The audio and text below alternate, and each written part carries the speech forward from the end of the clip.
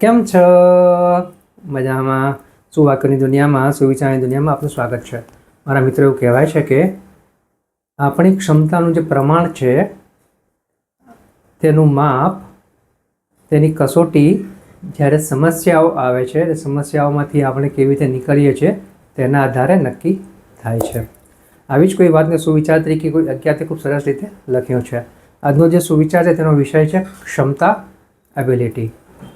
કોઈ અજ્ઞાતે લખ્યું છે કે સમસ્યાઓની કોઈ લંબાઈ નથી હોતી, તે ફક્ત ને ફક્ત આપણે તેની સાથે ક્ષમતાથી કેવી રીતે વર્તીએ છીએ તેનાથી નાની અને મોટી થતી હોય છે.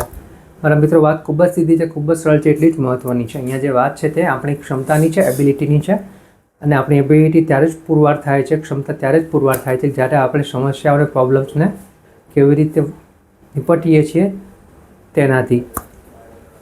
વધુમાં જો આપણે વાત કરીએ તો સમસ્યાઓ એક એવી પરિસ્થિતિનું નિર્માણ છે જે આપણા ચારિત્રને ઘડે છે, આપણી ક્ષમતાને વધારે છે. પરંતુ તેના માટે સકારાત્મક દૃષ્ટિથી જોવાની ખૂબ જ જરૂરી છે, કારણ કે સકારાત્મક દૃષ્ટિ, પોઝિટિવ એટીટ્યૂડ જે આપણો છે તે જ આપણને સમસ્યાઓમાંથી બહાર લાવી શકે છે. અને મારા મિત્રો, એટલી વાત તો ચોક્કસ જ છે કે જે પણ સમસ્યાઓ, જે પણ પ્રોબ્લેમ્સ હોય છે તે તેના સમાધાન તેની સાથે જ લાવે છે. ફક્ત ને ફક્ત જરૂર છે સકારાત્મક દૃષ્ટિથી સમાધાનની ઉપર જોવાની, વિચારવાની અને તેમાંથી બહાર કેવી રીતે નીકળી શકાય તેની ઉપર કામ કરવાની.